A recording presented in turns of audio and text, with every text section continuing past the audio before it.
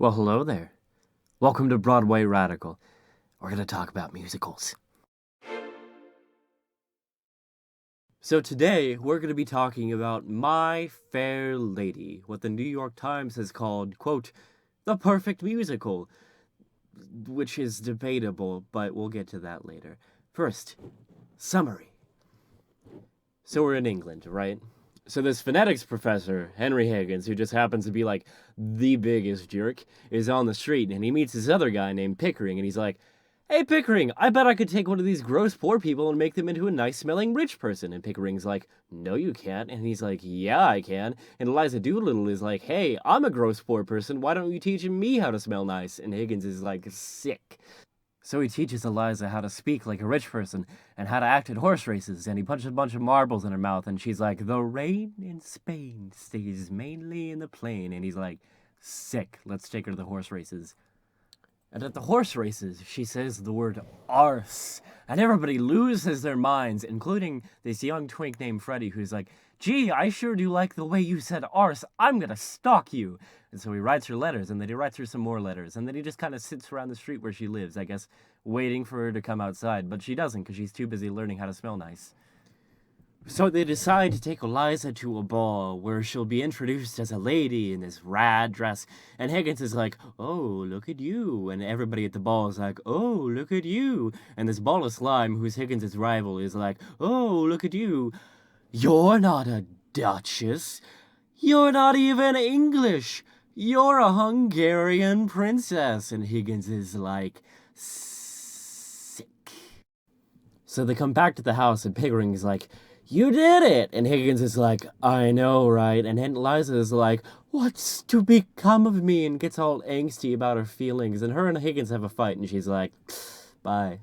And then she runs into Freddie because he's literally outside her house at all times. And he's like, "I love you." And she's like, okay. And then she goes and visits the street where she used to live, and everybody's like, "Oh, look at you." And she's like, "Oh, don't look at me." And also, "Hi, Dad." And also, her dad is a character, and he sings a bunch of songs, but none of them are relevant to the plot in the slightest.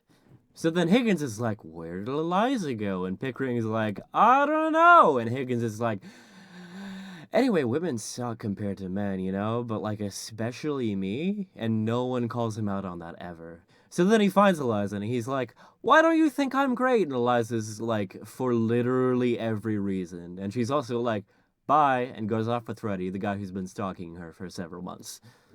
So then Higgins is like, "I still didn't do anything wrong," but he's also like, "Man, I guess she was pretty hot, I guess," and he's very sad about that. And then for some reason, Eliza comes back to him, and they laugh about what an actual dickbag he's been, and continues to be. And scene. So, My Fair Lady is based on George Bernard Shaw's play Pygmalion, which itself is based off the Greek myth of the same name, and another story about a king who trains a dirty peasant girl to be his queen. There are lots of readings of all of these, so I'm just going to stick to a few, but know that is with all great art, there are endless interpretations. I'm going to go with Shaw. So the original Greek myth is about this dude who, quote, isn't interested in women, and so he's like, "You know what would be a great idea? I'm going to make a statue of a perfect woman." And then it comes to life, and then he falls in love with it, I guess, and she's like, okay. Now, there's a lot to be said of that initial text, and you could talk about the role of art in society and myth and the Pygmalion effect, which is this whole other thing about how you see yourself influencing who you are and how other people see you and so on, but we're not going to talk about that because I don't care. We are going to talk about the class aspect, though, because it's called Broadway Radical, and I wouldn't have named it that if I had no intention of delving into radical politics. Well, I might. It's a sweet name. But anyway. So the play starts with Freddie accidentally running into Eliza and knocking all of her flowers on the ground and costing her, like, so much money. And he's just kind of like, sorry, and runs away. And that's sort of a metaphor for everything goes from that point. The upper class collides with the lower, which ends up being, like, not a great thing for the lower class. Higgins, shortly after this, has a whole song that's like, "Oh, why don't these poor people talk like me?" And he's like, "You don't speak proper English." And I'm like, bro, English is just a bunch of mouth noises we made up that has really inconsistent rules about like everything, and it doesn't even make any sense, and it's just generally garbage, but he couldn't hear me. So this whole time, these rich people are trying to make Eliza one of them, dressing her in fancy clothes, telling her which fork or spoon you use for which course of the meal, I guess, and telling her what to say, without any consideration for her, without acknowledging that she's actually a person and not like a doll or, I don't know, a statue that came to life. And the Ascot Gavotte is a good example of how the upper class culture revolves itself around like super trivial everything.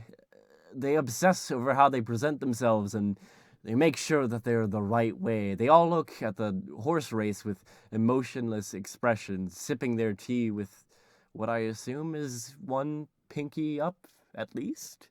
And they want everyone and everything to serve the view they've constructed from their ivory towers. They don't want to come into contact with the untouchables, the street urchins, the ones who remind them that their wealth springs from the poverty of the poor.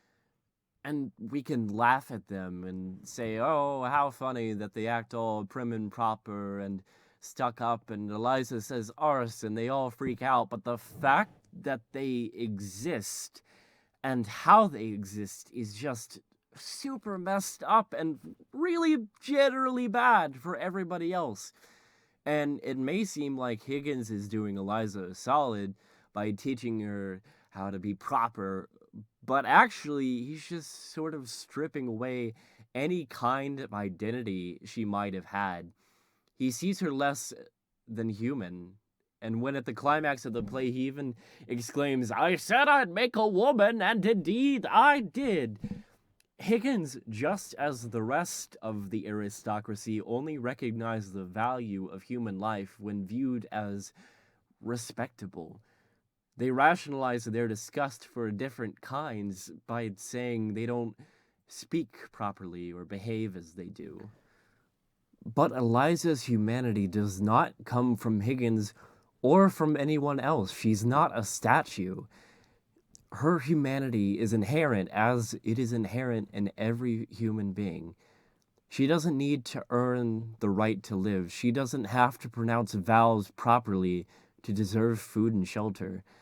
There is a tendency to view people who present themselves in a different way as being less developed, less civilized, that you may see on certain media outlets, or even probably in your daily life, that is truly destructive and inhumane. And I think what Shaw, at least, was trying to say was, hey, you guys, that's pretty messed up. Hi guys, it's me, literally in this closet that I do all my work in. I hope you like the video. And I hope that you subscribe if you would like to see more of these kind of things.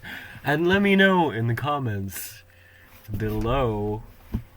I don't know what YouTubers always have to like point to it like you don't know where it is. Like, oh yes, there's a comment section. There's the subscribe button. Oh, okay. Anyway, I'm doing that right now, even after I'm talking about it. Tell me what else you'd like to see. What do you want to see me talk about? Do you want me to stop talking altogether? Do you want me to go to the moon and write videos about moon musicals? I don't know. I don't know where that went. Anyway, thanks for watching. I love you personally. You. I'm like you, not like as a general whole, like you in particular. Thank you. From viewers like you. Thank you. Subscribe.